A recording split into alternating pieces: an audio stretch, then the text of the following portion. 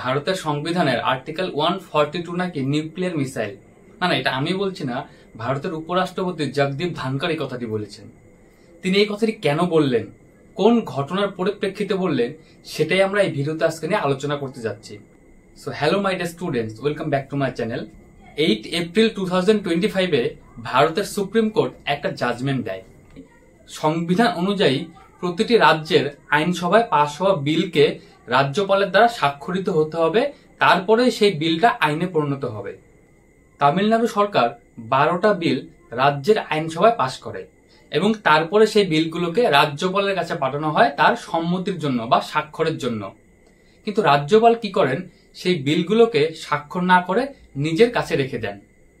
আমাদের ভারতের সংবিধানে রাজ্যপাল এবং রাষ্ট্রপতির কাছে ক্ষমতা আছে পকেট ভিটো ইউজ করার, এবং পকেট ভিটো ইউজ করে রাজ্যপাল এবং রাষ্ট্রপতি যে কোনো বিলকে নিজের কাছে রেখে দিতে পারে সম্মতি না দিয়ে, মানে বাংলায় যাকে বলে বিলকে আটকে দেওয়া সম্মতি না দিয়ে।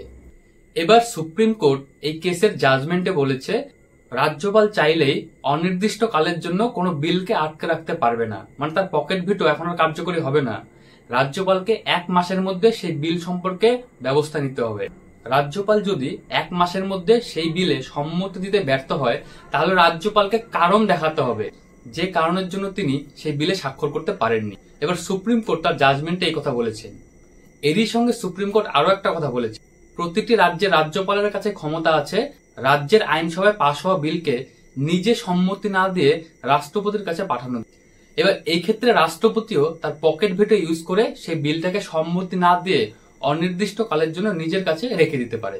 কিন্তু সুপ্রিম কোর্ট এই জাজমেন্টে বলেছে রাষ্ট্রপতি তার এই পকেট ভিটোকে আর ইউজ করতে পারবে না।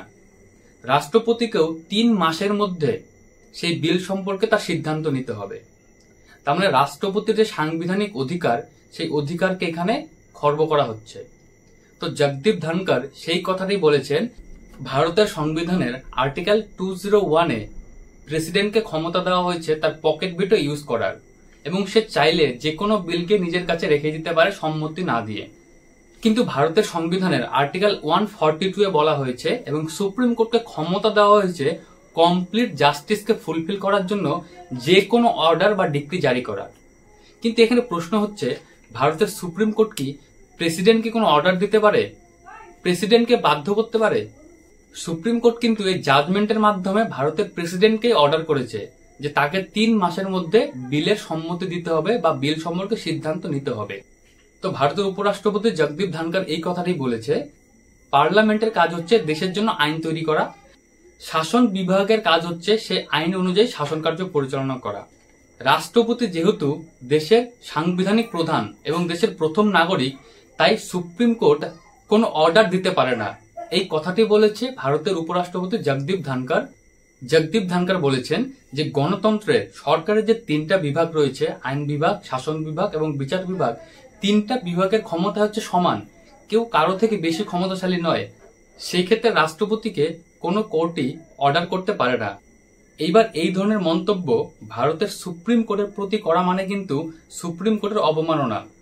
তো এই ভিডিওতে আমরা আলোচনা করলাম যে কেন ভারতের সুপ্রিম কোর্ট রাষ্ট্রপতিকে অর্ডার দিল এবং উপরাষ্ট্রপতি সেই অর্ডারের পরিপ্রেক্ষিতে কি বলেছেন সেগুলো।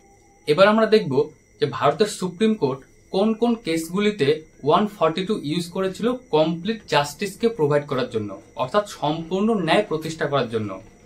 Ram Mandir case, Sahara versus SEBI case, এবং এর পাশাপাশি দিল্লি ভার্সেস এলজি যে কেস ছিল 2023-এর, সেই কেসেও ভারতের সুপ্রিম কোর্ট 142 ইউজ করে কমপ্লিট জাস্টিসের জন্য বিভিন্ন অর্ডার জারি করেছিল। So thank you for watching this video. তোমরা যদি এই ভিডিও থেকে নতুন কিছু শিখে থাকো, তাহলে এই ভিডিওটি তোমাদের বন্ধুদের সঙ্গে শেয়ার করো এবং এই ধরনের এডুকেশনাল ভিডিওসের জন্য চ্যানেলটিকে এখনই সাবস্ক্রাইব করো।